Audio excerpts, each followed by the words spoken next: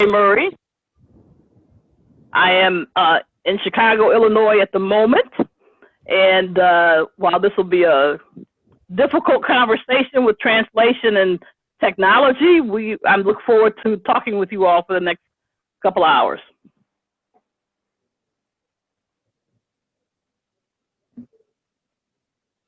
Okay, thank you very Should I much. start or? Welcome. Okay. So should I just start? Yes, you could just start. Thank you. Okay, and great. just before that, so sorry. This is Casey. Dr. Murray, thank you so much for being here and welcome. Just want to let you know in terms of translation, we've got Rae with us, who's going to type the translation in French. So you can maybe like if you can speak slowly, but you don't need to pause to have him translate by voice. Just a heads up. Oh, okay. All right. And thank you so much, Rae. Yes, thank you, thanks. Anna. Thanks to be with us. So we're going to go through some slides. The slides are in English, but hopefully someone, Casey or someone, will be able to upload these somewhere where you all can download them later and look at them carefully. So I want to talk about structural racism, and we'll get to some words and definitions in a minute. This is actually this whole slide set is from lectures I usually give in the United States. So I will be focusing on the United States, but here are some good references and basic readings, especially for a United States audience. If I had had more time, I would put some other readings in there for international discussion. But if you have time or access to these books, these are good places to start. Let me just say that the basic question involved in human health is exactly what's on this slide. Why are some people healthy and others not? This is the basic question that we ask when we're seeing an individual patient, or we're looking at individual families or small communities. It's also the basic question we ask when we're concerned about the health of nations or regions of the world.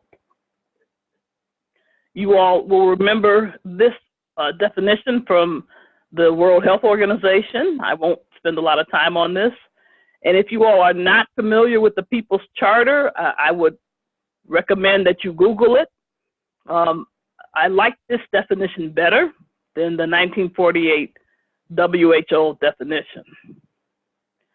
And the key point in this particular paragraph from the preamble is that it makes it very clear that the causes of ill health are poverty, exploitation, violence, and injustice. We could add racism there if we want, but as we talk further, I would say racism is implicit in this definition.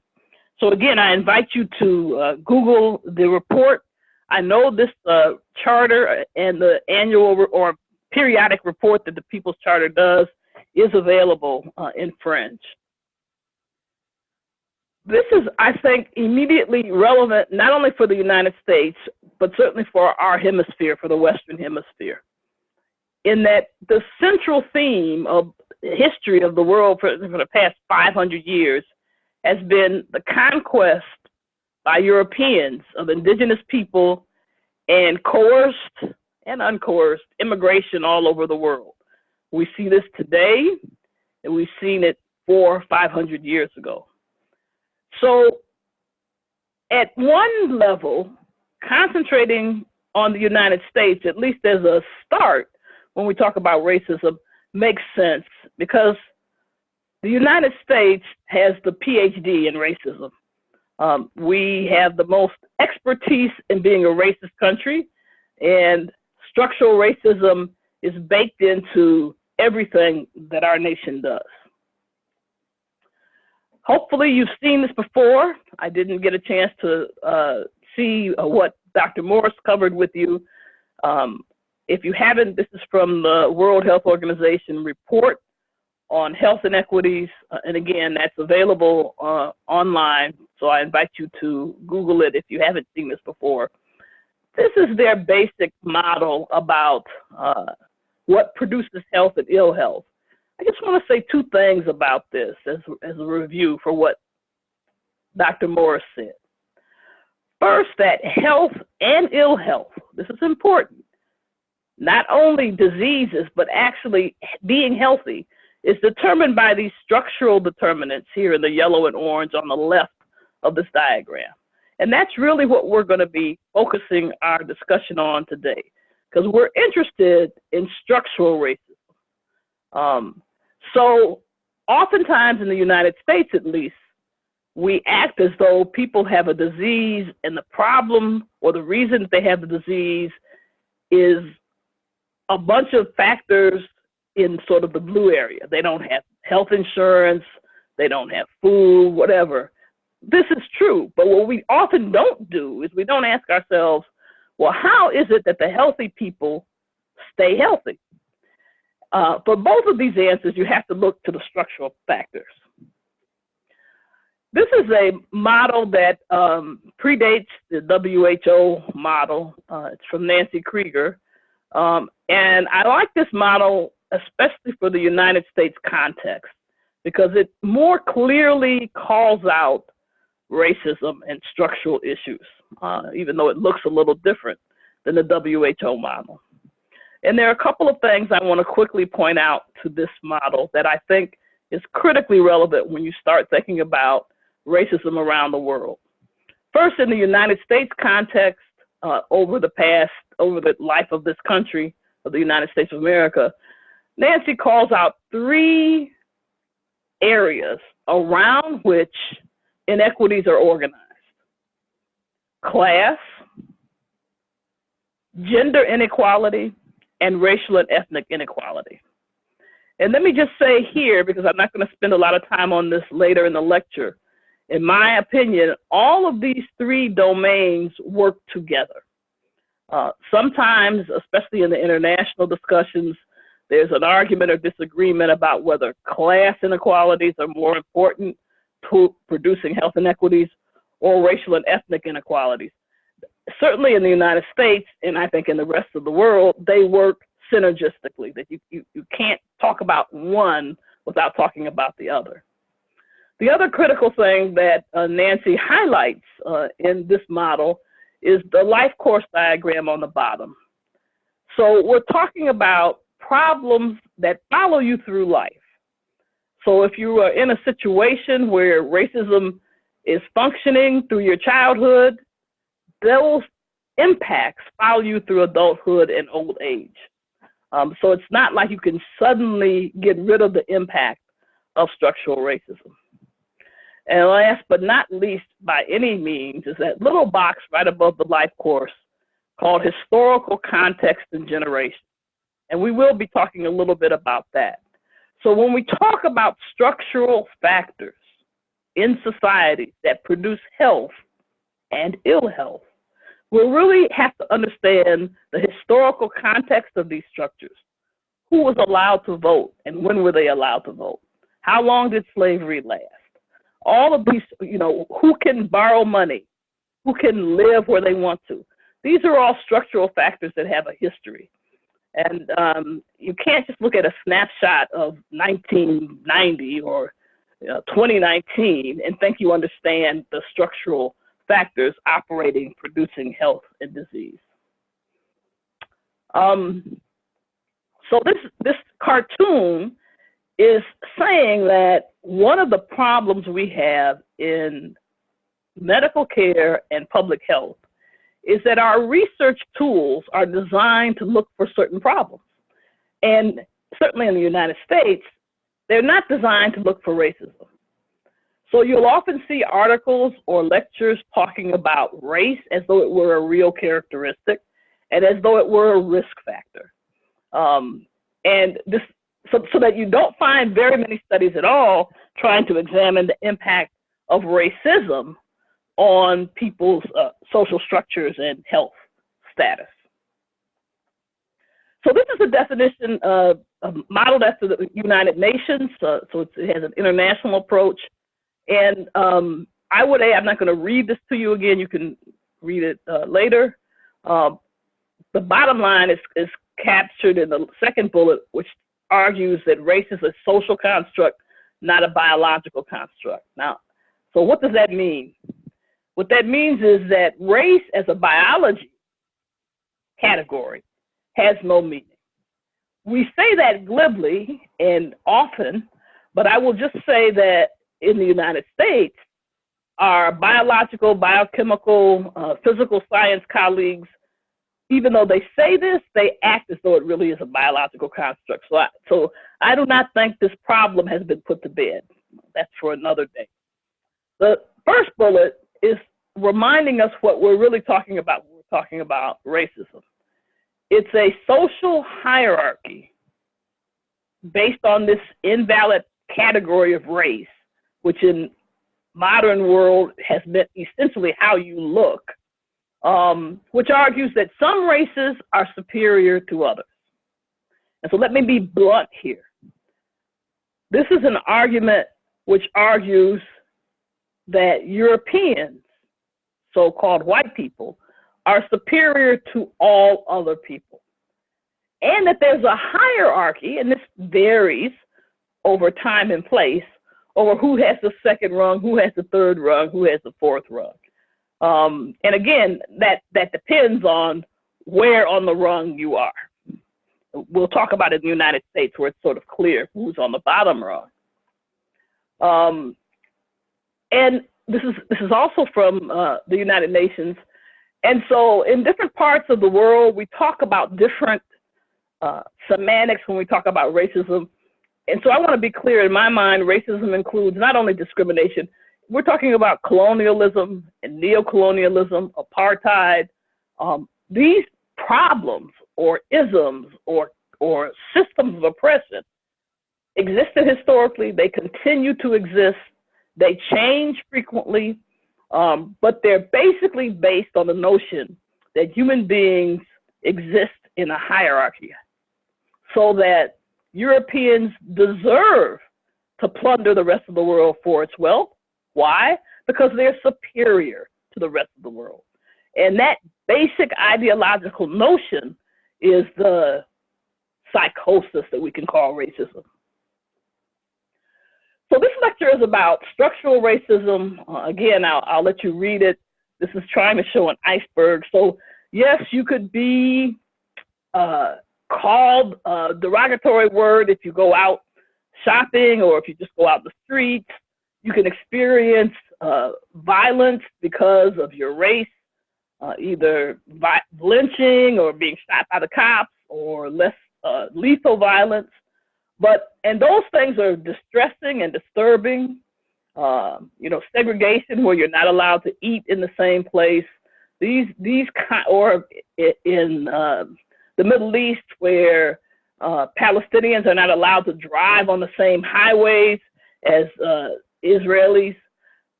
And these kinds of racism are important. They have real impact on people and their health. But what we really want to remember and think about are what's underneath the water here, what's underneath the iceberg, the structural processes that hold in place and make possible all of the racist activities that take place on an individual or institutional level. So when we talk about structural racism, we have to remember the historical context and historical trauma. We have to really ask ourselves, what are the politics, public policies that undergird racism? We have to think about institutional racism. In other words, how does an education, university, or a particular hospital or company reinforce racism?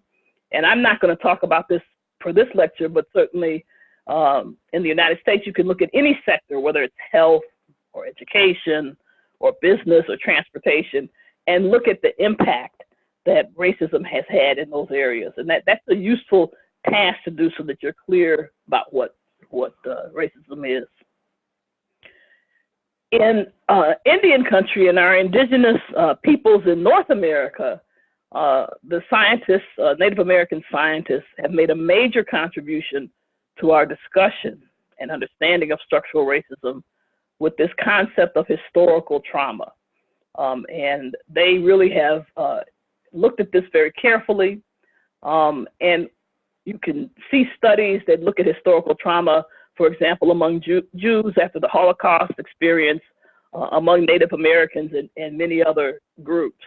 And I think if you don't understand historical trauma and its impact and its ability to cross generations, you really make it difficult for you to fully understand the impact of structural racism.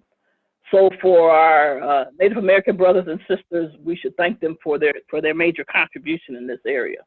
And again, this is a big topic, so I'm just going to quickly go through some examples so we can be on the same page.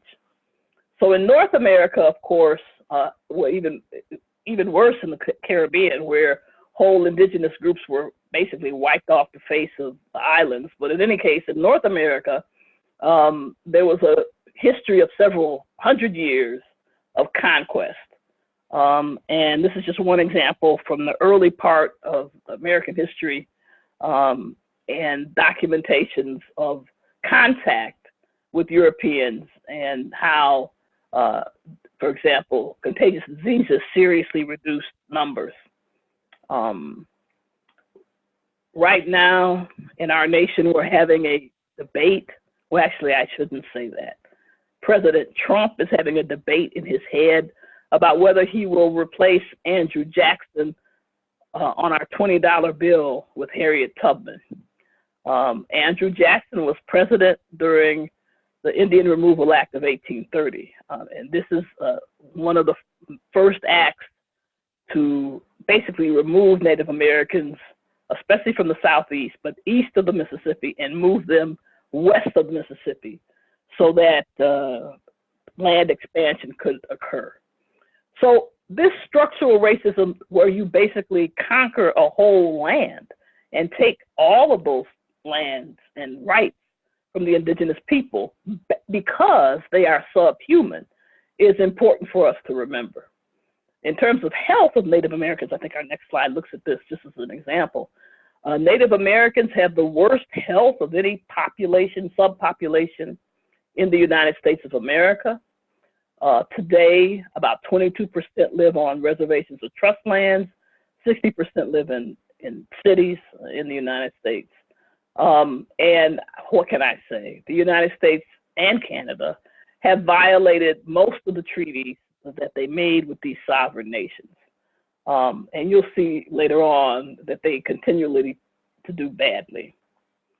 So after the first structural positioning of European nations, Portugal, Spain, France, Great Britain, England, to steal land in the Western Hemisphere on the grounds that it was uninhabited, on the grounds that the indigenous peoples who lived here for thousands of years were subhuman. Then comes the Atlantic slave trade, which again stole millions of people from Africa to come to the United States, not just to the United States, to the Western Hemisphere to work the land. Many of you are from Haiti and other places, so I assume you're aware of this, but let me just say, to remind my American colleagues that are on the phone, that most slaves brought over in the transatlantic slave trade did not come to what is now the United States of America. Less than 10%, some people argue between 6 and 8% of victims of the transatlantic slave trade ended up in the United States. That means 90+% ended up in other parts of the hemisphere, the Caribbean, Brazil, South America, Central America. And so this notion is important because, again, one of the things that structural racism does is it divides people and it puts out a false narrative. Again, I'll remind, especially the American audience, that this is exactly what came up recently with criticisms about Kamala Harris, one of our Black women that's running for president, when she was accused of, quote, not being an African American. And so, like, she is an African American, but more importantly, most African Americans live outside of the United States and do not speak English. Scientific racism is a major problem. Probably the earliest proponents of this existed in anthropology. These are the area of science that tried to categorize human beings and make the hierarchy and have debates about the hierarchy. But this happens to be one of the leading early physicians in the United States, Dr. Joshua Knott, in 1851, and you can see what he says quite clearly, that Negroes, now don't forget, Native Americans were already considered completely subhuman, and the official policy of the United States was to try to wipe them off the face of the earth, which fortunately they failed at, but they tried hard. But Dr. Knott here is arguing that Negroes are at the lowest point of human beings and that they're incapable of anything. And so slavery was considered by this theory a good thing. Here's an early article in the Southern Medical Surgical Journal from 1849 that's looking at diseases by people. Now, I like to talk about this article because this is exactly what goes on today if you pick up a modern journal, certainly an American journal, that's talking about risk factors and race. So here you see in the left a graph that's showing that diseases that are peculiar to women, which we can assume are things in reproductive diseases, that the slaves have a higher prevalence than white women. And then on the right is a specific look at miscarriages. Now, in the theory of the racists, slaves were supposed to be strong and able to work in the cotton fields or any other hard labor that whites could not work in. That's why it was perfectly okay for slavery to exist, because Black people were just built for this, according to their theory. So how is it that the slave women were less fertile and sicker than white women? So that's a perfectly reasonable question to come from this article. So the real question here was, is this difference that we just saw conditions of slavery, or were they constitutional conditions of the slave? Let me stop here for a minute, because if we ask this question in a historical context, most people today would say, well, obviously it was conditions of slavery. But we really ask this same question all the time in medicine and public health, as though it were a legitimate question.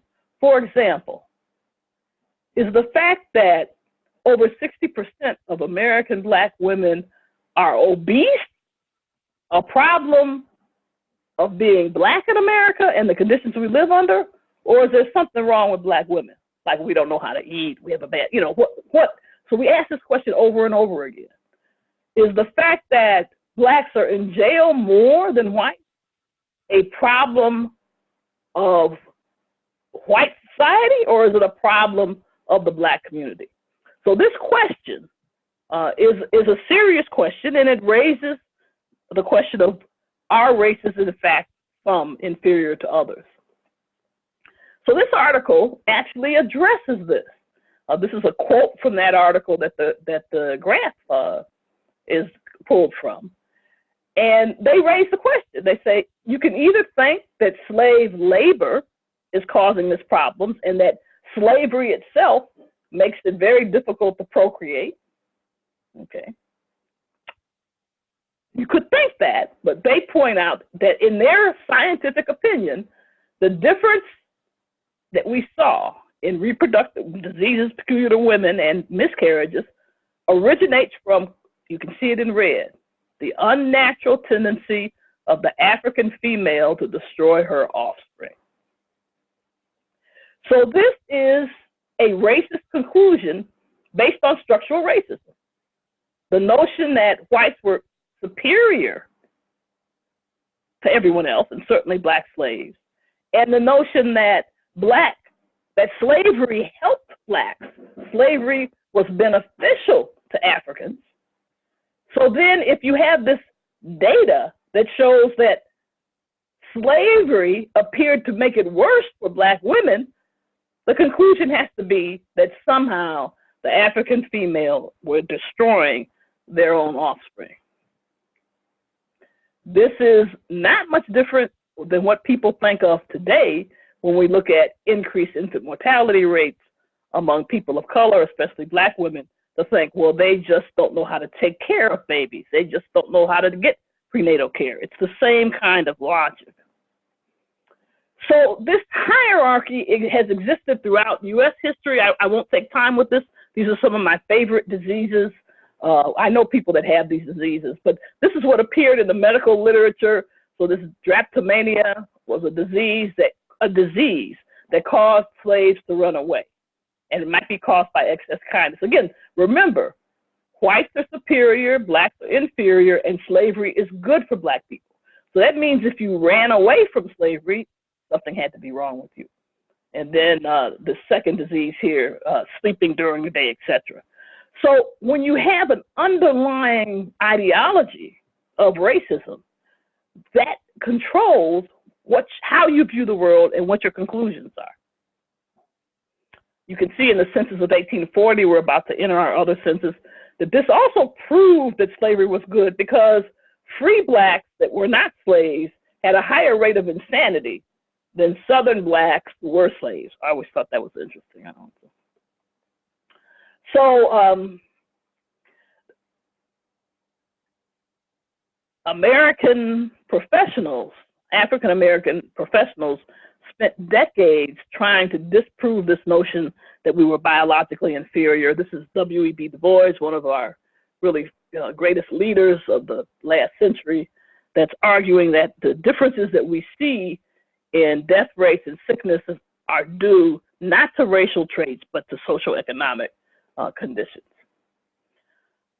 A lot of people on this slide are young. This is my slide that I made for my grandchildren who have trouble understanding anything over 30 years, being young.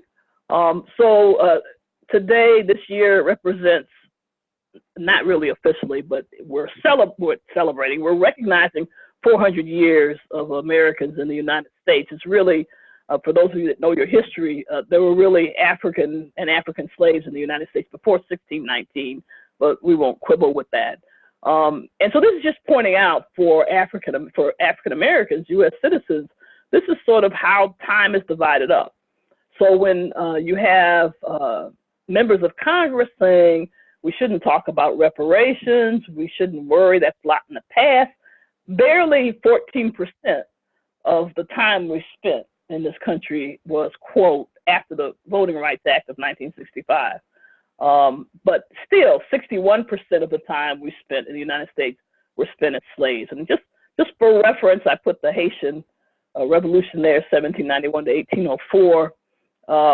Again, I'm not in a position to do justice to this history, but obviously the role of Haiti as being a successful slave rebellion is important in the history of the hemisphere.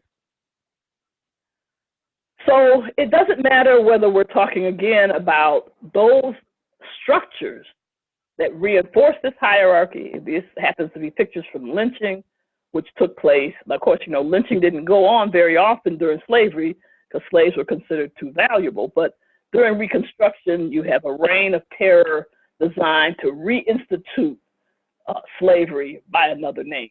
So this happens to be some slides from American South, where these events were cultural picnics, and people would bring their family and their children and have a picnic and lynch someone. Many other people, of course, got lynched. This is also a picture from Chicago, where I'm sitting now. This is the 100th anniversary of the 1919 race riots that occurred in Chicago. And again, this is where white citizens were allowed to run rampage through African American communities and kill people. This gentleman unfortunately died. And in this time period after World War I, when Black soldiers returned, there was an outbreak around the country of racial riots where Black communities were attacked. But racism against blacks is not the only kind of racism we have, and racism against Native Americans is not the only kind. The first act that the new Congress passed was actually the Naturalization Act of 1790, where they say up front in plain English, only white persons could become citizens of the United States.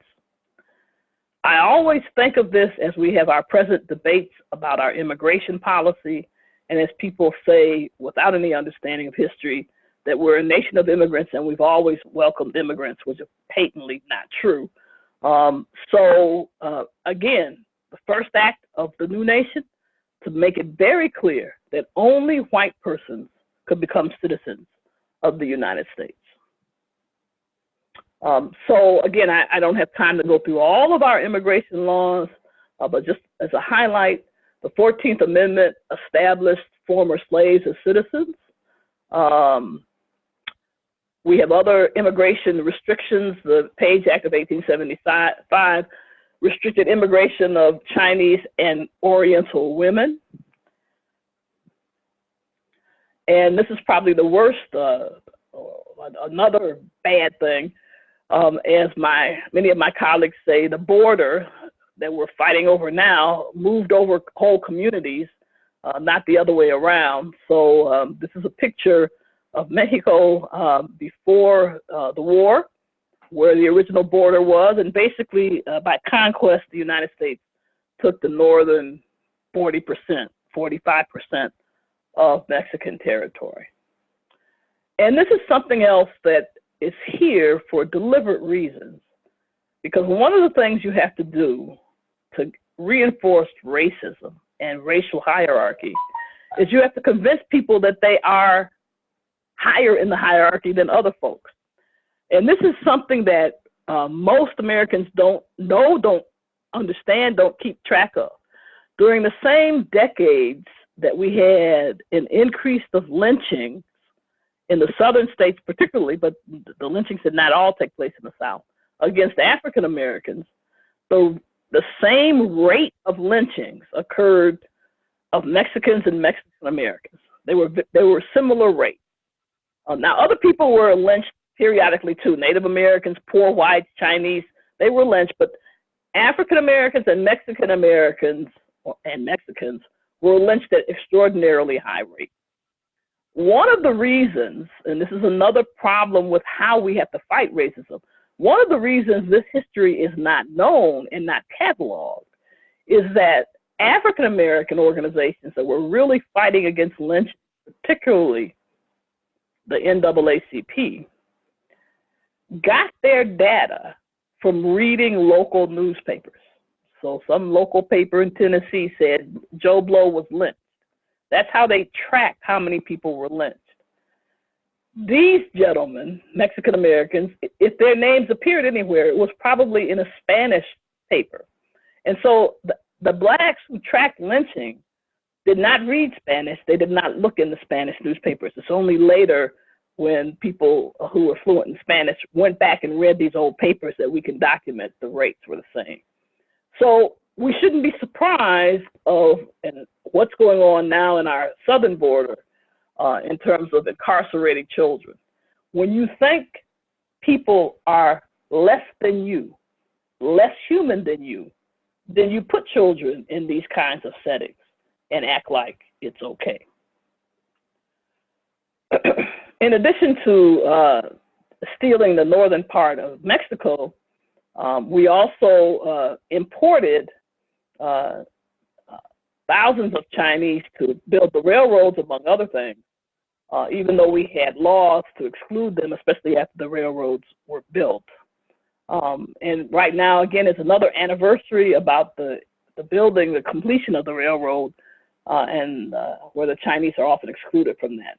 But these were clearly racial decisions on the Chinese Exclusion Act because, again, Chinese may not be as bad as Africans, but they were less than whites. And so the decision was to exclude them. And this is a picture of our concentration camps during World War II, where we incarcerated, without any process at all, Japanese citizens. And let me just say something here. We have sort of formal law and pretense, and we have reality. So we're having a debate now in the United States about whether or not a citizenship question should be included in the census. Let me first say that the history of the census is complicated and long. We have had such questions in the past, periodically. But I want to remind you that one of the major mechanisms that was used to round up Japanese was the census records, which were theoretically supposed to be confidential. So people's fear about the census is well placed. And so the US government went to the census records and used that information to round up and steal the wealth and property of Japanese Americans. Let me also point out what this slide is saying about the political realities. So on the West Coast, around 120,000 Japanese Americans were incarcerated. Now in Hawaii, where a third of the population is Japanese, less than 2,000 were jailed, because the political power of Japanese in Hawaii were very different than the West Coast. So the US government, even though it was the middle of the war, were not able to implement the same kind of nonsense that they were able to implement on the mainland. And as you may know, some reparations, very small, paltry reparations, were given a few decades ago, but it comes nowhere near to the property that was stolen from them. It also is useful to look at voting rights. So then the ability in a theoretical democracy to vote, who's able to vote, how you're able to vote, how the votes are counted, helps bake in structural racism. So in 1789, in the first election, only white male landowners could vote. So obviously most people in the continent couldn't vote. In 1870, after the Civil War, one of the Civil War amendments, the 15th Amendment gave Black men the right to vote. On paper, this was quickly reversed during the terrorism of Reconstruction. In 1879, there was a trial where one Native American was declared human. It's really not until 1924 that Native Americans were declared human and therefore could vote. In 1919, again, this is the 100th anniversary of the 19th Amendment. In 1919, women were given the right to vote. And it's not until 1965 that most Blacks in the United States actually could vote. And while we don't have time to discuss in detail voter suppression and even how the Electoral College is constructed, let me just say that that is a fundamental part of structural racism in the United States. So the Electoral College was constructed to give small states and southern states more power. That's how you have a president that lost the popular vote but is still president.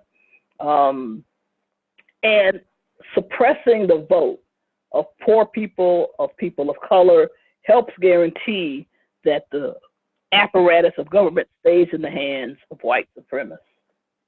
And again, this is just I won't spend time on this, it's just some of the ways this has happened in the recent period since the passage of the Voting Rights Act.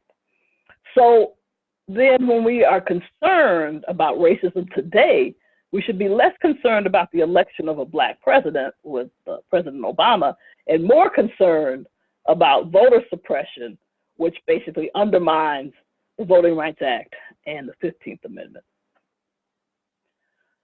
Another thing that's important, which is one reason why the United States of America is such a wonderful practitioner of racism, is that here the invention of white people actually makes sense. If you talk to people from Europe who are recent immigrants here and ask them who they are, they will probably say, I'm Serbian, I'm Irish, they'll give you some nation state from Europe. But after a while, they figure out that no, they're white, because that's the thing that is supported. So racism is not a benign issue. It doesn't just oppress people of color. It also supports white people. So you can't understand the health impacts of racism without also understanding the positive impacts of racism on the health of white people. even though there are gradations, and white people have their own little hierarchy. I don't want to spend time on this. This has to do with our census. You can look at it later. Again, in the I will only say this: unlike major parts of the rest of the hemisphere, where people are very clear about mulattoes and quatrones and the different percentages of African blood you may have in you. In the United States, we really go by the one-drop rule, traditionally in the United States. So one drop and you're ruined in the United States, and you're not white. So I'll leave that alone. Another important thing that is done in this country to obfuscate who's being oppressed and why is this strange distinction. This is from the U.S. Census between race and ethnicity. So in the United States Census mind, quote, Hispanic is not a race. And as you can see here, if you're from Haiti or Cuba or Dominican, you're more likely to be, quote, Black Hispanic. So this particular division helps divide the two biggest communities in the hemisphere, and that is to say, descendants of slaves and descendants of Europeans and indigenous peoples. I want to take a minute to look at some Chicago data.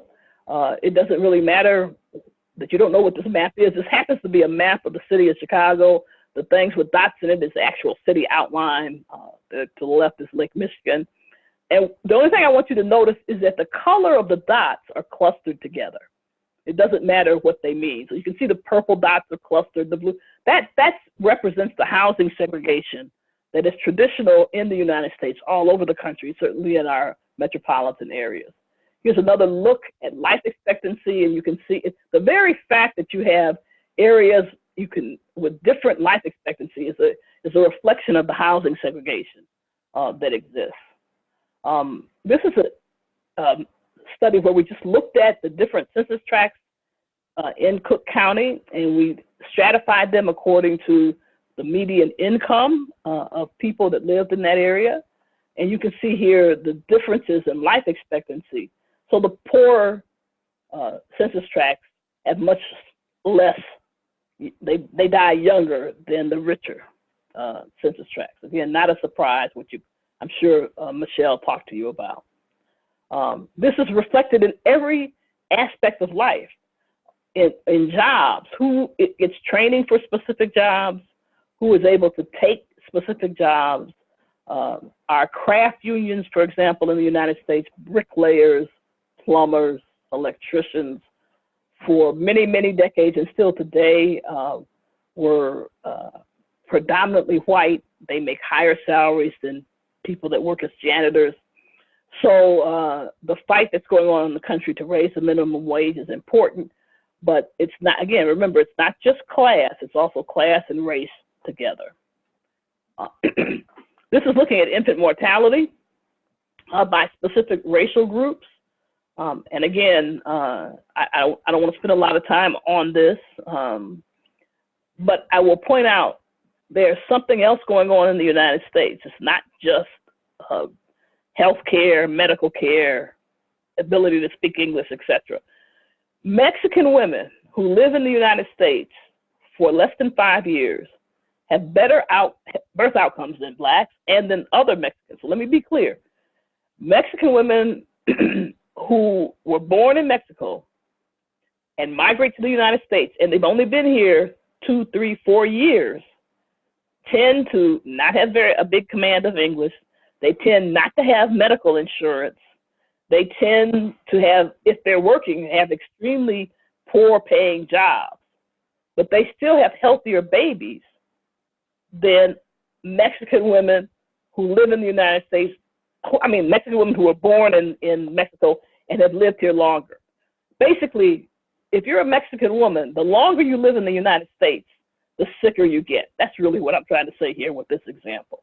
And I don't think I have a slide on this. Their daughters, who are going to be American-born women, have worse birth outcomes than their mothers, even though they have better education, they have command of the language, they have higher rates, much higher rates of health insurance. This is looking at, again, we're going to look at some class factors here. This happens to be median household wealth in 2016.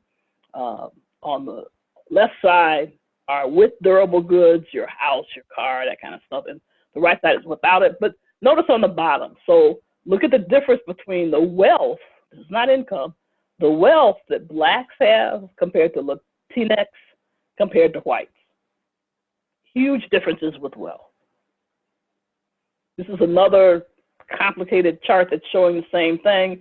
And what it's basically showing is even if you're an African American and your income is middle class, that doesn't mean your wealth is middle class. Because wealth is how much money you owe, how much money you have, minus how much money you owe out. So another look from recent time period, the past several decades, 83 on, that the median wealth, when you control for time, has decreased for blacks by 75%. It's decreased for Latinx by 50%, and it's increased for whites by 14%. And again, these wealth securities are stratified along racial lines. So you have to look at race and class before you begin to appreciate the impact. And this is sort of a graph that's showing how folks are stratified. So only 42% of whites are asset poor, working class, 72% of blacks, 72% of Latinx. And you can see the asset strong upper middle class wealth. You can see the differences in percentages there. Again, we'll skip over this. This may be a little clearer. This data is a little older, from 2011, but it's still important. This is wealth, again, the median wealth. So you can see the huge difference in the median wealth for whites and Asians compared to blacks and Latinx. Mm-hmm. I'm sorry, Dr. Murray. Yes. Okay, since we are half time, just wanna check a little bit to know if we are all on the same page. Is that okay? Sure. Okay, thank you very much. Hey, hello guys. Is everything all right for you? If yes, just give me a thumbs up. Is everything all right? Okay, perfect. And what about those who are not really English speaker? Et pour vous, les étudiants haïtiens, est-ce que ça va? Je sais qu'il est un peu difficile avec la traduction, mais j'espère au moins que les slides, les PowerPoint pourront aider. Est-ce que c'est bon?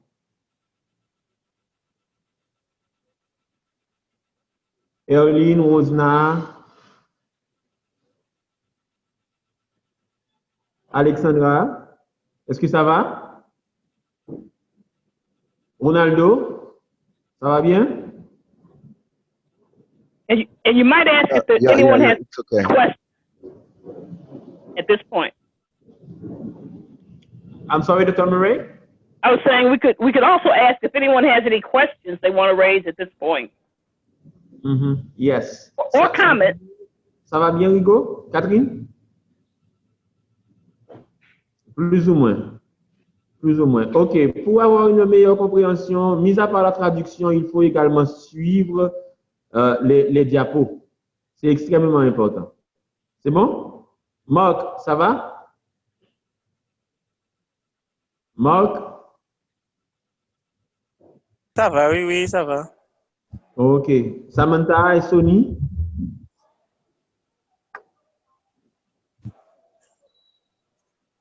OK. Apparemment, Raïma? Tout va bien, Raïma?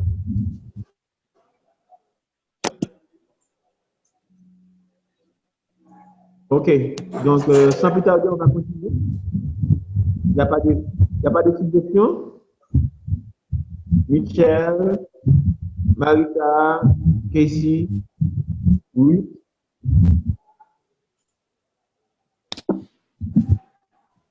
Thank you, Carlo, and thank you, Dr. Murray. Dr. Murray, we're trying our best to translate and type. but if you're able to speak a little more slowly, that would be great. But we also want to make sure you have time to say everything you want to say. So we're just going to try our best to keep up. Yeah. All right. And we uploaded your slides to the Google Drive, so all the students have access to them. Okay, great. Thank you, Michelle. Well, I will try to speak more slowly, but and we don't have to finish all the slides. Worry about that. Cool. Thank you. Thank you very much. Okay, Dr. Murray. So the slide that you're looking at now is from 2013, and it compares the median wage for white men, that's that line that goes across the top, and then all the bars, so that first bar on the left, white women earn 77 cents of what white men earn. And so consider this demand, especially after the winning of the World Cup by the American women's team.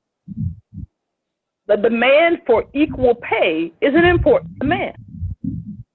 If you get paid less simply because you're a woman, that's a structural problem. But when we talk about that demand, we act as though the problem is men versus women. And what this graph shows, and the numbers, the percentages haven't changed, that black men, for example, on average, make less than white women. Black women make less than white women. Latinx men make less than white women. And Latinx women make less than white women. So I would argue that simply saying equal pay by gender deliberately obfuscates, covers up the underlying racial hierarchy in this country has always been. So when we say women deserve equal pay with men, that's not really what they're saying. But they're really saying white men deserve equal pay with white men. What about everybody else in society? So again, you have to always ask, what are the structural conditions and laws and regulations, policies dictate graphs like that? Again, don't so much worry about what I'm trying to say is that even for education, people lag behind their wealth. So if you're a black person, and while this graph is looking, it does Latino, you're in certain categories, even with a college education, your income may be higher than the rest of the community, but the wealth gap still exists. And what is saying something else, a white person with a high school education does better in terms of wealth than a black person with college education. Think about what that means. How does that happen? It happens because of generational wealth. So even if you're a white working class person and your family was able to purchase a house, you know, both grandparents are homeowners, for example, you're more likely as a grandchild to have more wealth available. Whereas if you're Latinx, if you're Puerto Rican, Mexican, if you're Colombian, if you're American, and you're in the United States, and your grandparents are not allowed to buy a house, it's a fundamental difference. They were not allowed to purchase a house because of their race. And that's a policy in the United States that was propagated by the federal government told banks, you cannot give loans to black people, they're going to integrate a community. And you cannot give loans to black people if they live in black people, because that's a high risk. So it's these mechanisms that make it possible for racism to continue and for the impact of racism to get built up over generations. This is going to be a quick look at homicide rates. And again, and incarceration, this is in the news a lot, it's important. There's not a lot of difference between slavery, prisons immediately during Reconstruction, and prisons today. Today in the United States, prison labor plays an important economic role. Here's some books for those of you that want to look into this more carefully. Of course, Michelle Alexander's book is probably the best known of these three, but Slavery by Another Name gives an excellent historical overview of how Reconstruction and period around then reinstituted slavery for all practical purposes. How do you do that? What laws do you pass to make it almost irrelevant that technically you were freed? So this is the growth in prison population in the United States. Only us in South Africa have rates like this. And here's just the likelihood, depending on where you fall, lifetime likelihood of imprisonment. So you can see 1 in 3 Black men, that's the lifetime likelihood that you'll be in prison if you're a Black man. 1 in 6 for Latino men, and you can see the differences there. These are incarceration rates. And here is one that includes Native Americans, our indigenous people. And again, they have a higher incarceration rate for this year, at least, than Hispanic men and women. This is from Nancy Krieger, and it just looks at who police and other security forces kill. This is a difficult situation because it is often not reported in the United States, but they kill poor people and they kill people of color. This is looking at 2014, and you can see the chances of being killed by police vary greatly by race and gender. But this is still a major problem. In Chicago, we have a history of actually a torture collective under Burge that brought arrested Blacks and basically tortured them to confessing to crimes often they had nothing to do with. That's been well documented. So this cartoon summarizes structural racism. If you have an education system that's inherently unequal, in the Chicago public schools, for example, most high schools, you cannot take 4 years of science, 4 years of math, 4 years of history. The courses are not offered. You have to be in a special high school to do this. Your class size will be large. We have a system where, in fact, most Americans who start a college education never finish it. And so in Black and brown communities, this structure immediately puts you on track to be in prison. You become unemployed or underemployed. You get harassed for petty fines. So for example, even if you have a job and you're African American or Latinx, if you get a few parking tickets, or poor, you get a few parking tickets, then all of a sudden the city will repossess your car because you haven't paid your parking tickets. And when they repossess your car because you haven't paid your parking tickets, then you can't get to your job, so you lose your job. So taxes, fines, fees, all of these structural conditions, having to pay bail.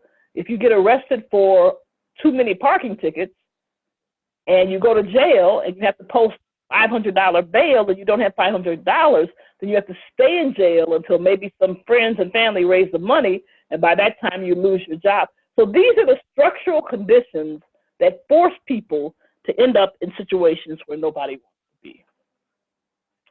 So when we talk about health equity and health inequity, I like this cartoon. I don't know if Michelle used it or not. This is my favorite of these types of cartoons. So on the left, you talk about equality, which is not what we're concerned about, because you can see that short, small person still can't see the game. Equity is where you balance that so everybody can see the game. But that last graphic on the right is the reality. Some people are way up in the penthouse, and some people are underneath the ground. This is a nice story, but this is what I like better. Like, why is the fence there at all? So I like the one here on the right, where you get rid of the fence, then you don't have to worry about all this nonsense. But we're a long way from that. So that's really what we're talking about. These boxes are the structures of our society, and some people start off standing on structures that have been built over generations that make sure that they have good health, that they live in communities. Most poor whites live in communities that are not poor. Most Black people, whether they're poor or not, live in poor communities. So people don't understand the impact that has. If you live in a community that's not poor, you're likely to have playgrounds. You're likely to have libraries. You're likely to have better schools. If you live in a community that is poor, it's unlikely that you have any of those basic things that people need to grow. So health equity does not happen automatically because you have universal medical insurance, okay? Or that you make sure everybody has access to HIV meds. You have to make intentional decisions to have structures that promote social justice. The structures we have today are based on white supremacy and racism. And in order to reverse that, you have to actually build structures that promote social justice. Here's a graphic from Nancy Krieger again. It takes her basic graphic you'll remember from the beginning and tries to talk about racism and health. And I think this is a good summary graphic, and we're almost at the end of what the slides I wanted to talk about. So again, it reminds us what racism is based upon, and it talks about the different pathways through which structural racism operates. It can operate through toxins, whether they're environmental toxins like lead in Flint's water, or the kinds of jobs that poor people and Black people and Latinx people, people of color are forced to work, whether it's talking about historical, economic, and social injustices, whether it's talking about historical trauma, lack of adequate medical care. There's a whole range of pathways through which structural racism can operate, and the outcomes we see at the health end.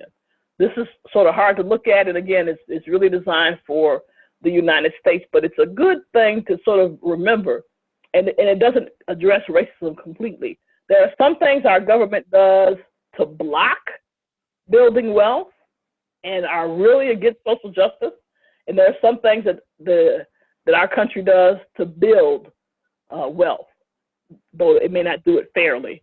So, for example, on the bottom there, some of the things that we've talked about, the theft of Indian lands, the Indian Removal Act, these are all things that block wealth for Native Americans and really help suppress them.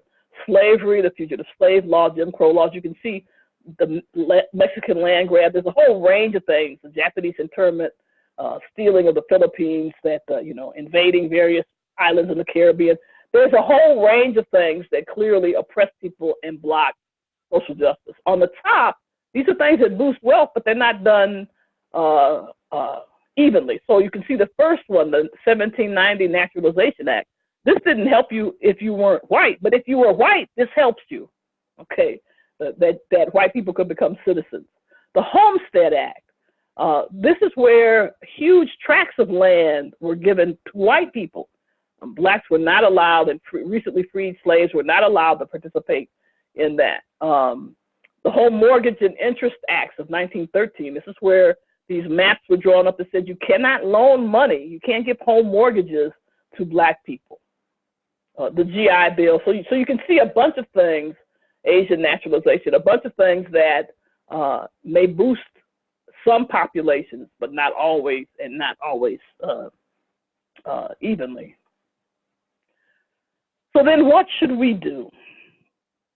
Certainly for those of us in healthcare, we need to focus on prevention. We need to focus on those things that try to prevent some of these bad effects from happening.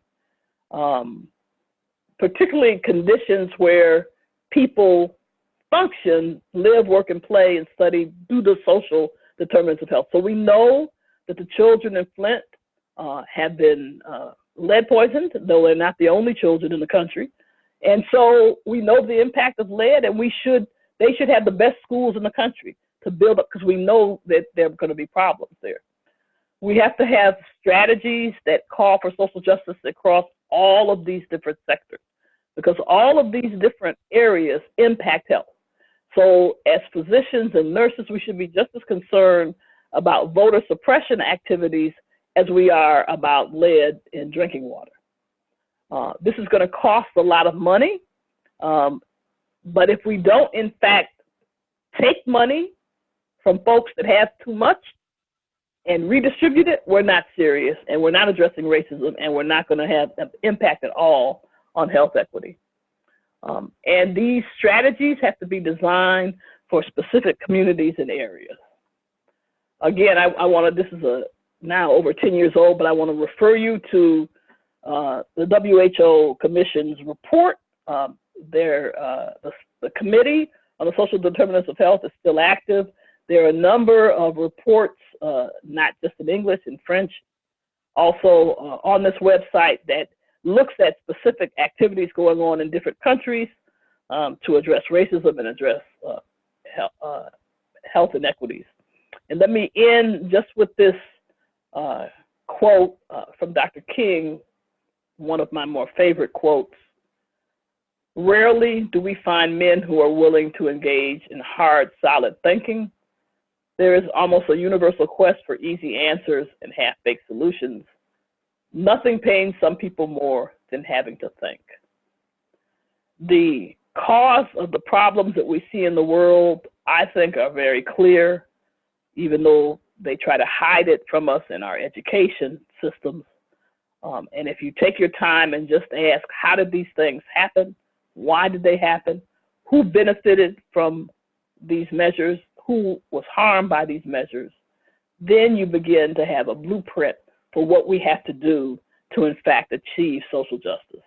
Until we're successful in achieving social justice, we will not be successful in eliminating or having any kind of significant impact on inequities in health. So let me stop there and ask if people want to ask questions or give some examples that they've seen in their work. I certainly would welcome that. Merci, Dr. Murray. Wow. Thank you. Vous avez des questions? Tous les étudiants, vous avez des questions? Vous avez des réflexions? Est-ce que vous avez des exemples qui viennent de votre contexte? Est-ce qu'il y a des choses que Dr. Murray peut clarifier pour nous ou quoi? Qu'en disiez-vous? Qu'est-ce que vous voulez dire? Qu'est-ce que vous voulez discuter? Nous avons quelques minutes. Et nous pouvons traduire pour vous si vous voulez demander en français, anglais, n'importe quelle langue que vous voulez. Je pense que vous avez beaucoup de questions. Elle a beaucoup discuté, elle a beaucoup présenté des questions, des forces, l'histoire très profonde, très riche, très difficile. Alors, qu'est-ce que vous allez dire?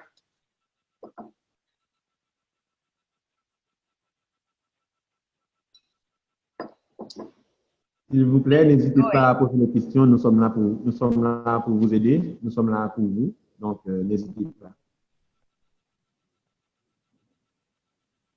I had a question. Thanks, Dr. Murray, so much for your presentation. I am just interested from a research perspective, kind of going back to your point about how too often in healthcare research, we look at race as a risk factor, and we kind of look at the biological sense of race as opposed to the truly social construct that race is. And so my question is just, in terms of conducting research that in fact tries to highlight inequality, highlight healthcare disparity, but does not fall into that category of inappropriately making it seem as if race is this biological fact or this biological factor. Like, how do you recommend sort of finding that balance where race is perhaps part of the study, but done in a very responsible kind of ethical way? Well,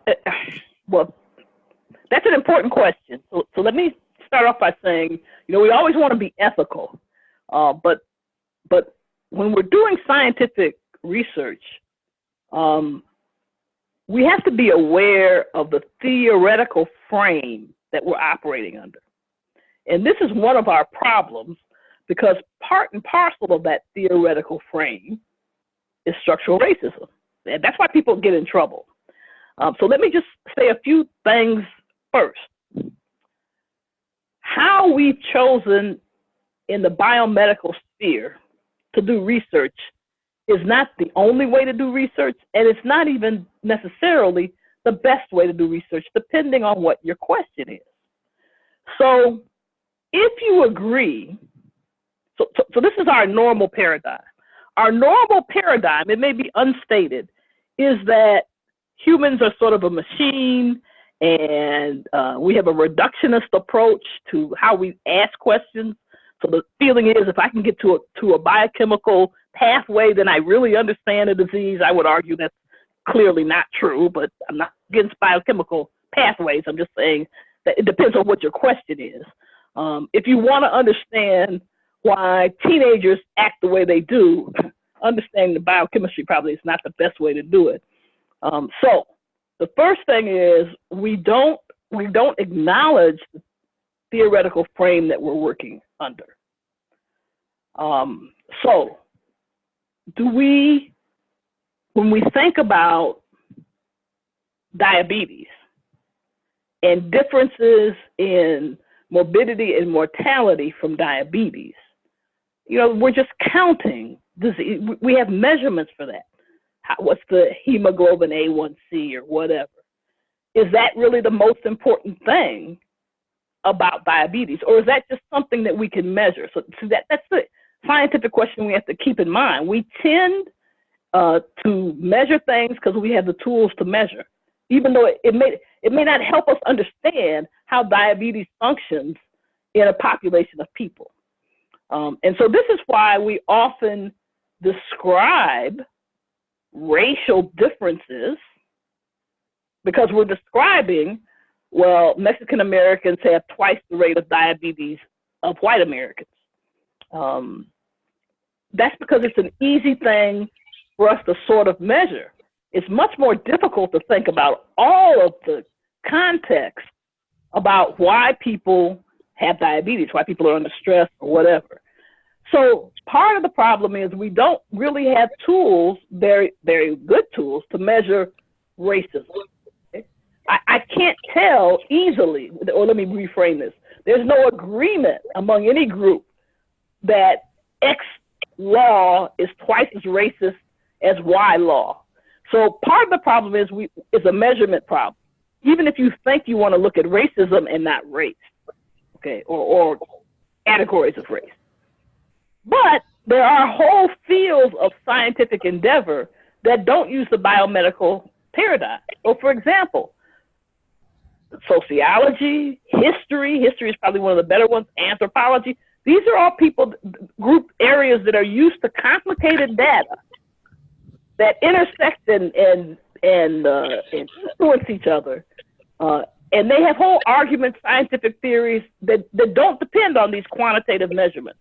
We get upset because, we're trying to make things as simple. We're trying to strip out complications that is what we really should be studying. So part of the problem with what you're asking is our whole research approach is bad science. Let me just say that.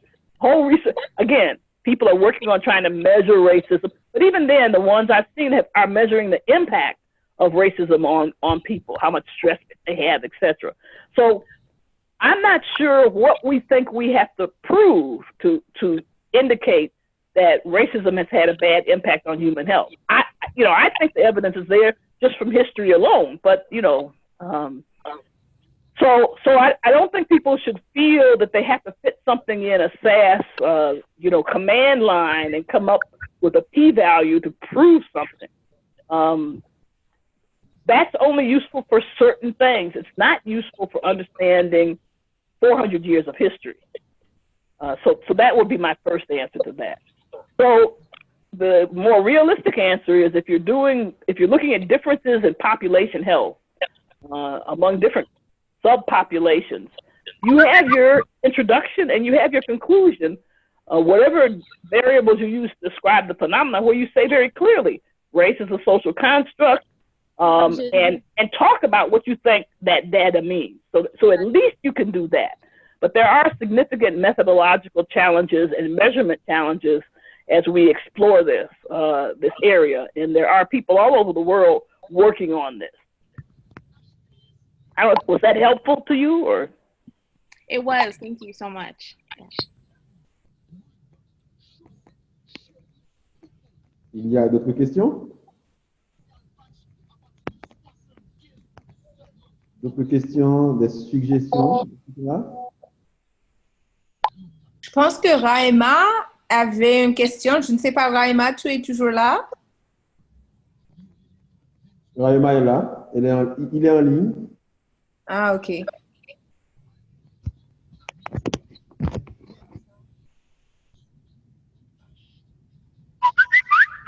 Ce n'est pas possible de poser la question directement, de le dire. Vous pouvez également l'écrire, s'il vous plaît.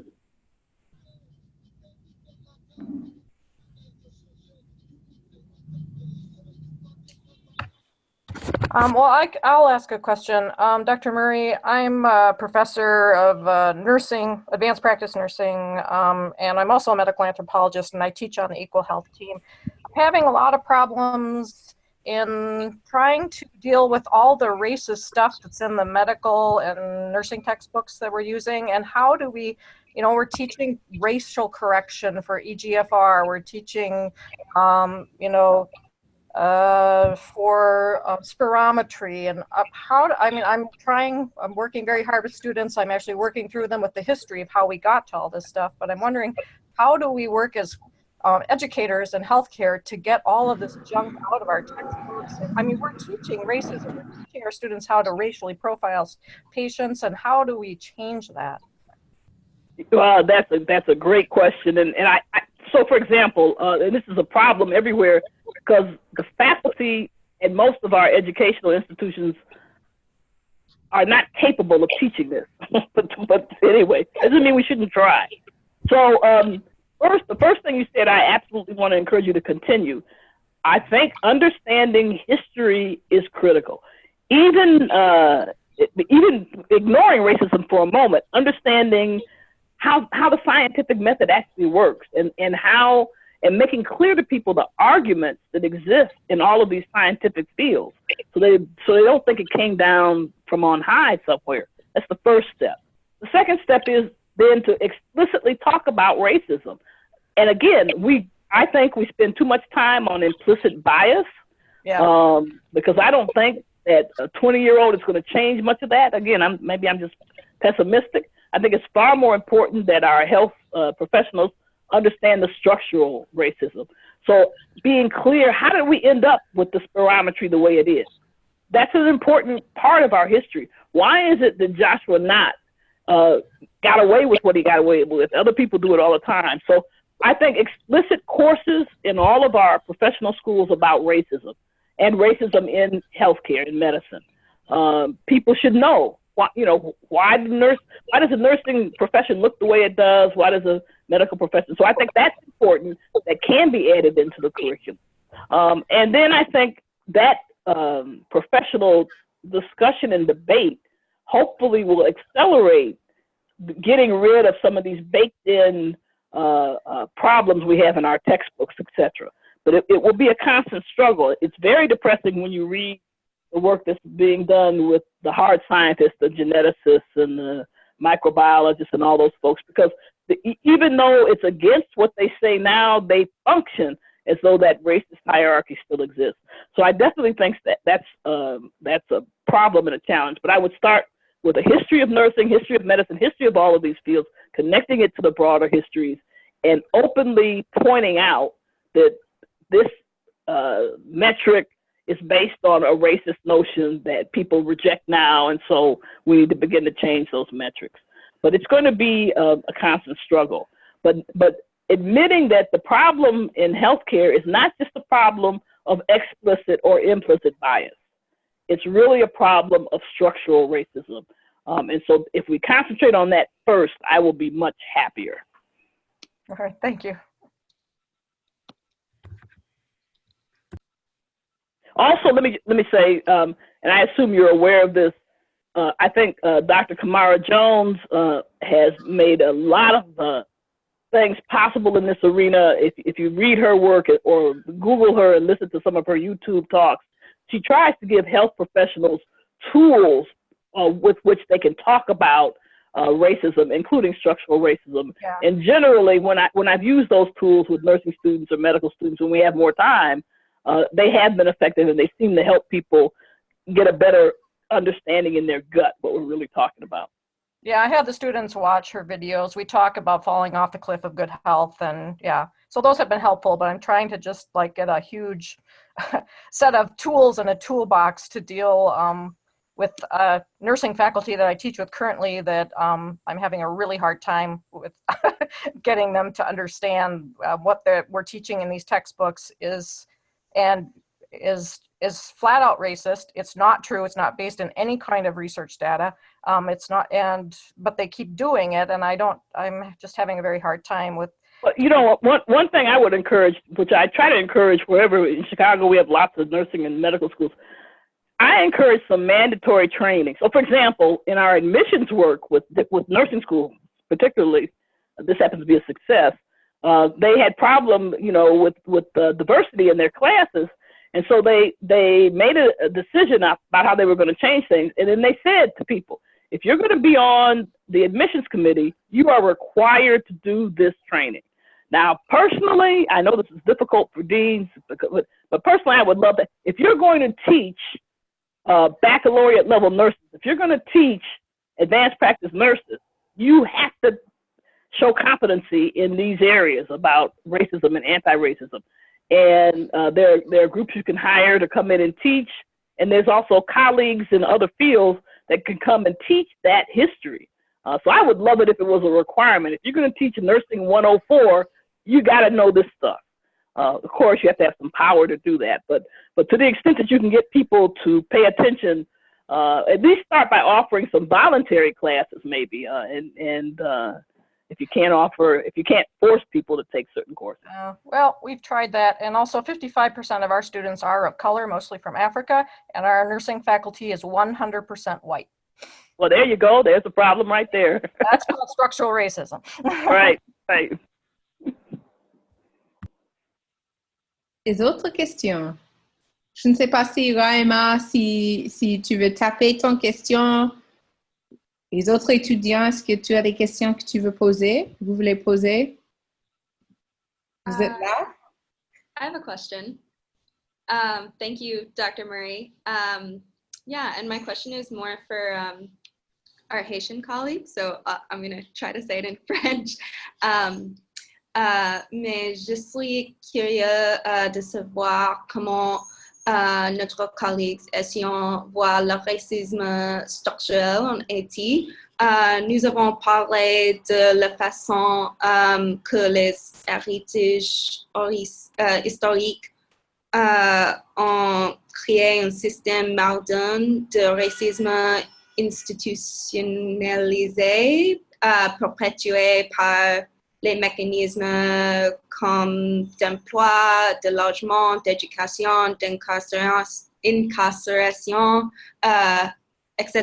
en États-Unis. Mais en Haïti, quels sont les mécanismes par le racisme structurel apparaît? Je suis désolée si mon français n'est pas... Non. Sois pas désolé, Élise. La question est très simple et assez claire. D'accord.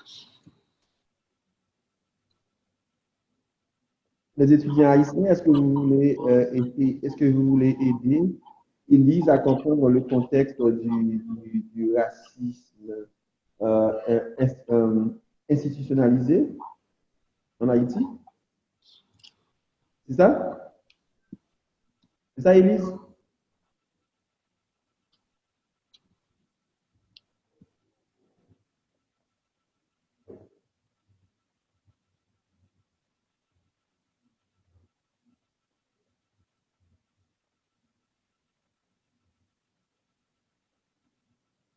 Les étudiants, les TA, il y a une question pour vous. Well, Carlo, I think Rayma has a question on the chat that I don't think got Yes, answered. we're gonna read it maybe after, or do you want me to read it right now? No, c'est en anglais. Ah, c'est déjà en anglais. Ok. No, c'est en anglais. C'est Rayma. She's saying I was. Avant de prendre la question de Raima, je veux entendre les étudiants haïtiens pour répondre à la question de Élise. Élise, exactement. Ah, oui, oui, oui.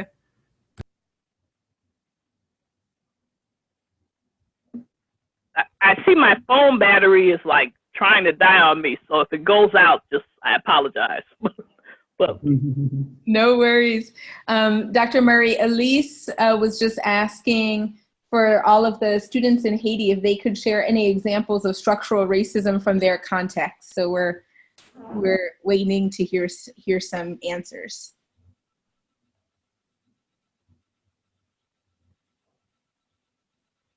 Catherine, Ronaldo, Alexandra, Rosna, Erline, Marc, les TA aussi, est-ce que vous avez un point par rapport à la question de Élise?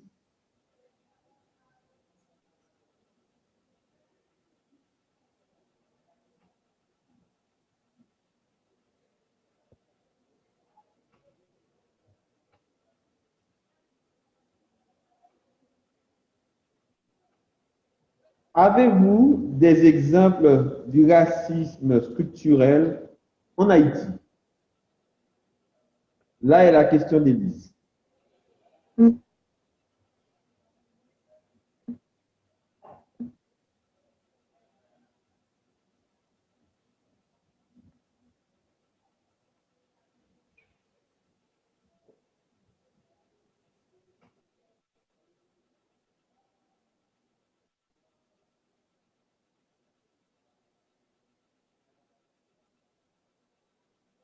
Apparemment, il y a Raema qui aimerait intervenir. Raema, vas-y.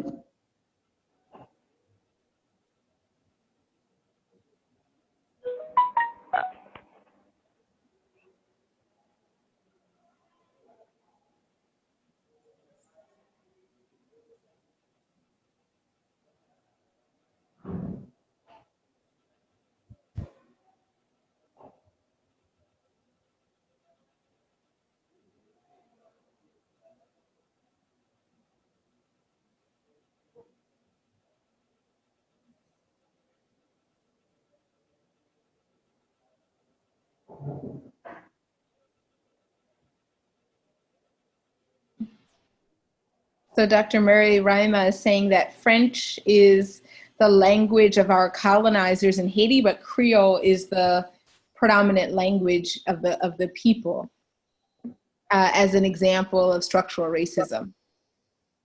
yes.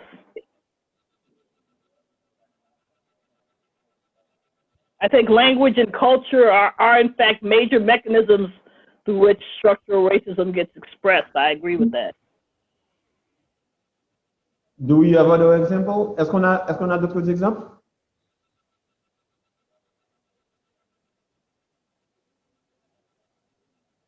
Est-ce qu'on a d'autres exemples?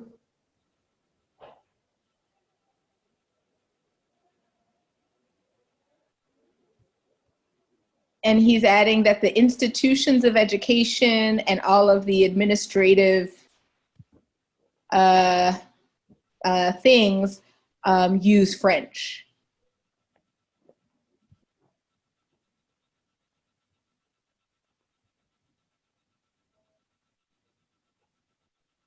Est-ce que ça va pour toi, Élise?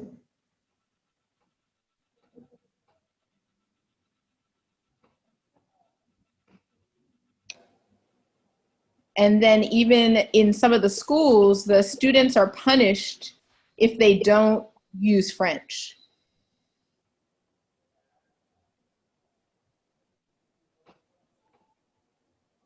Yes, we can see that same pattern in many other countries too, where the language of the colonizer is the only one allowed, and there's an attempt to stamp out any indigenous languages or other dialects. So what we can understand about that is that it's because most of the time those countries have the colonizers are the one who are in charge of the socialization of the colonized of those that have been colonized. I don't know if I am clear. But en français, c'est les colons sont souvent responsables de la socialisation de ceux qui ont été colonisés. Donc, ils continuent avec leur système oppressif sur une autre forme.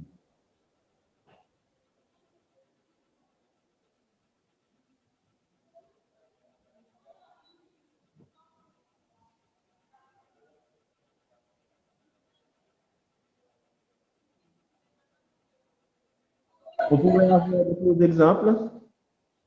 Je pense que la question a été très pertinente.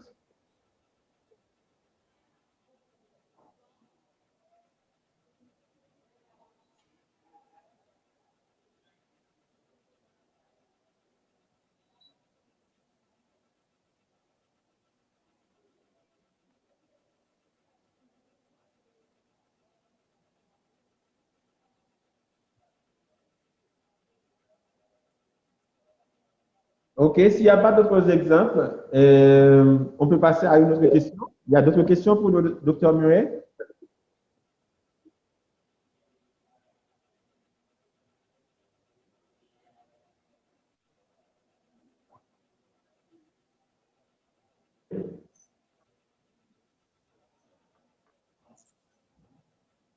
Dr. Murray, Raima asked another question. He said, I was listening to your opening speech, and you said at a point that unfortunately health policy is not determined by p-values and data, but by power and politics.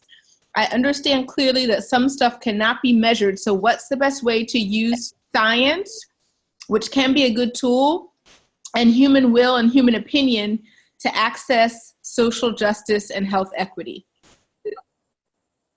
Well, science is not determined only by the kind of epidemiological and statistical measurements we use. That's the first thing I want to say. There are many, many different methodologies in science, everything from microscopic and chemical methods to broader sociological and historical methodology. So that's the first thing. What I like to talk about is evidence-informed policy. In other words, we take the best evidence that we have at the time, which may not be a p-value, and put it together with our value system and where we're trying to go to get the best policy. Science is not value neutral. Science is impacted by your value system and your ideological construct. And so just be aware of that, and then you'll be less enamored with p-values.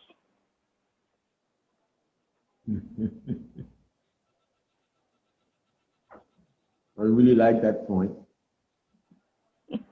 And my phone is really, really about to die, you all. So let me just say before it dies that I wish you all were in Chicago. We could have done this in person. But in any case, I enjoyed talking with you all, and hopefully I know the future lectures in this series will be great. So have a great course. Thank you. Thank you very much, Dr. Murray. It was a pleasure having you with us today. Thank you very much.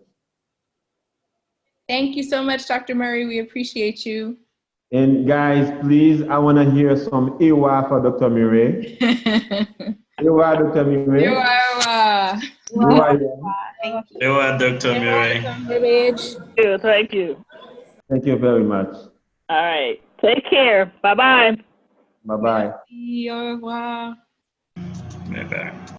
So we have 5 minutes left. So I don't know if you guys wanna stay just a little bit to have some discussion, some quick discussion around Dr. Murray's presentation, because we still have we still have the TAs with us and some other professors. So if you need any clarification or if you have any questions, please keep asking them and we will try to discuss together.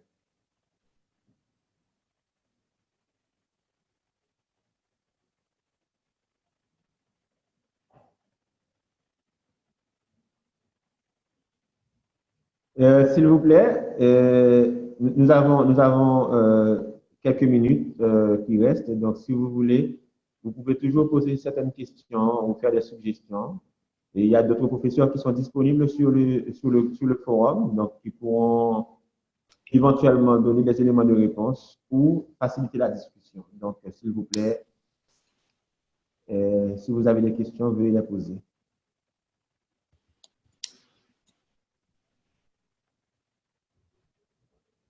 Pour les étudiants haïtiens, bon, je sais que ça a été assez difficile aujourd'hui avec la présentation en anglais et les difficultés qu'il y avait dans la traduction, mais l'équipe de traduction a fait de son mieux. Merci beaucoup, Ruth. Merci beaucoup, Michel.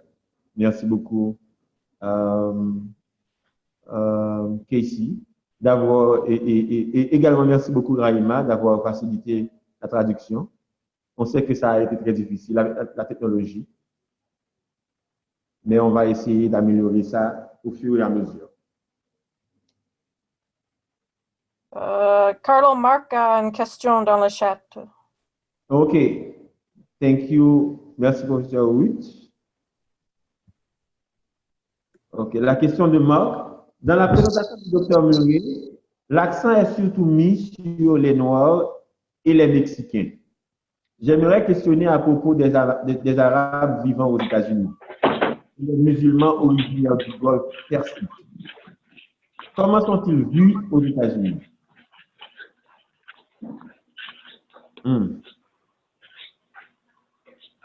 Merci beaucoup, Marc, pour la question.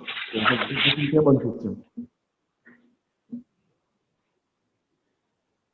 What do you guys think about that question? Je pense qu'il y a beaucoup de discrimination contre les musulmans aux États-Unis et ils sont souvent des gens qui pensent qu'ils sont des terroristes.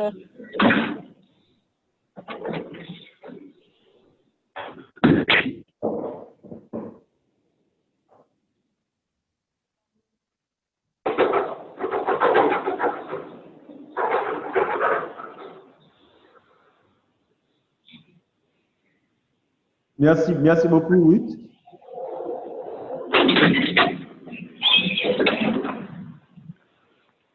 D'autres interventions par rapport à la question de Marc? S'il vous plaît, continuez à garder vos microphones sur silence si vous n'allez pas intervenir.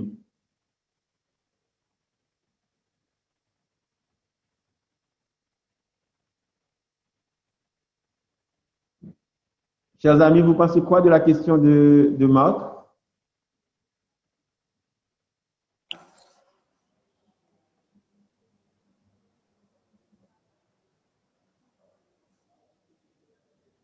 L'emphase a été particulièrement mise sur les Américains et les Mexicains. Vous pensez quoi des Arabes qui vivent aux États-Unis?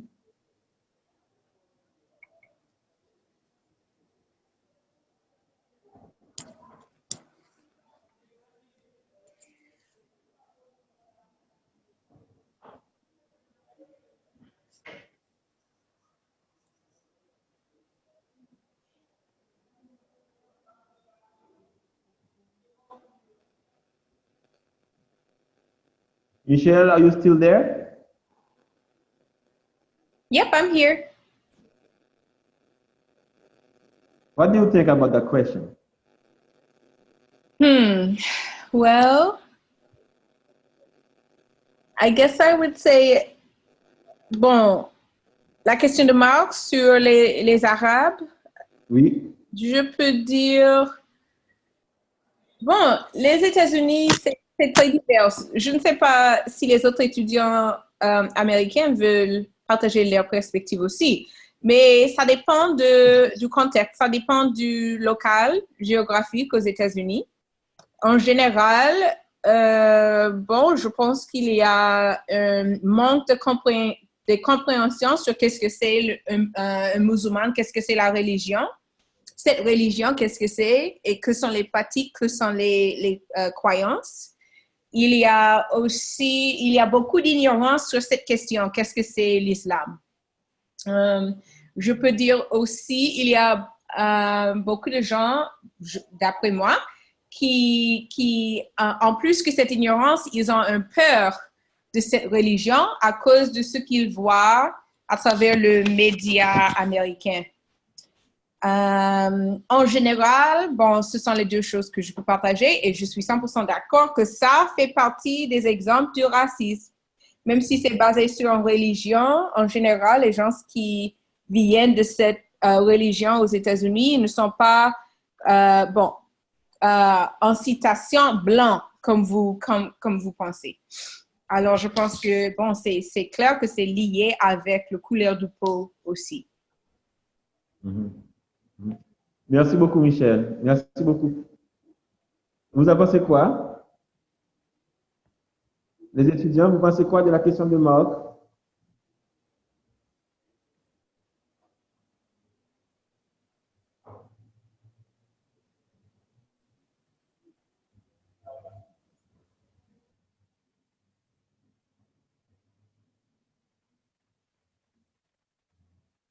Alors, moi, je suis d'accord avec les autres commentaires. Je pense que les gens aux États-Unis, malheureusement, ils pensent que l'islam est une religion violente, mais c'est pas juste qu'il y a des gens qui sont violents. Donc, oui, je suis d'accord que les gens arabes ont beaucoup de discrimination, mais franchement, je ne connais pas beaucoup, mais je ne sais pas beaucoup comment dire, the details of the discrimination, tous les données, mais je suis sûre que ça existe.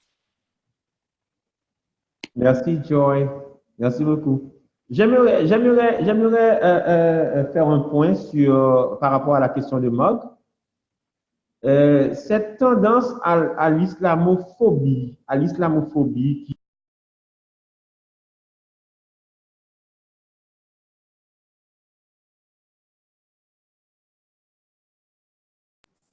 I'm sorry. Cette tendance qui se fait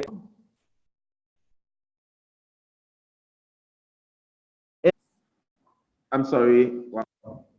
Est également due à une campagne contre cette religion qui est l'islam, qui est la religion musulmane. Et également le résultat d'une lutte anti-orientale. Un musulman sur une personne, on parle d'acte terrorisme, tandis que un Américain blanc sur 30 personnes, on parle d'acte violent. Donc, vous voyez, tout dépend de la dynamique de l'action. On a tendance à catégoriser cette action. Tout dépend de l'origine de l'acteur, on a tendance à catégoriser l'action. Donc, si c'est un noir, ça va avoir un sens. Si c'est un noir musulman, ça va avoir un autre sens. Si c'est un blanc, ça va avoir un sens. Si c'est un blanc musulman, ça va avoir un autre sens. Donc, comme l'a si bien dit Michel tout à l'heure, il faut comprendre que nos actions sont également définie par rapport à la vision de celui qui aura à juger. Donc, le racisme n'est pas uniquement une question de couleur, mais c'est une question de langue, d'origine, et il faut être conscient de ces situations pour pouvoir les nommer, pour pouvoir les appeler comme ils sont. Merci beaucoup pour cette question, Marc.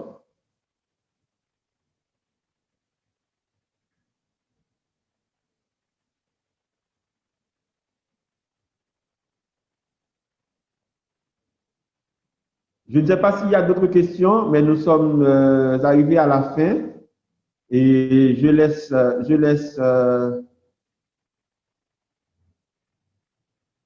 Michel la possibilité de conclure. Michel? Ah, ok, merci Carlo. Merci pour la bonne facilitation de discussion aujourd'hui. Merci à tous les étudiants et bon week-end. On va recommencer la semaine prochaine, mardi à 6 heures du soir, c'est vrai? Et on fera le sujet de la santé à Chicago et on va faire une discussion entre vous comme étudiants, vos perspectives sur la médecine sociale jusqu'à présent. Alors, on va vous envoyer plus d'informations à travers le week-end sur les lectures, etc. Mais vous pouvez regarder aussi le Google Drive pour regarder plus d'informations. Alors, à mardi à 6 heures du soir pour la prochaine webinaire. Merci tout le monde. Merci beaucoup. Je vais partager avec vous encore une fois la programmation de la semaine prochaine. Super. Et merci Raima et Ruth pour votre aide avec la traduction aussi. Merci tout le monde. Merci, bye bye, bon week-end. Bon week-end.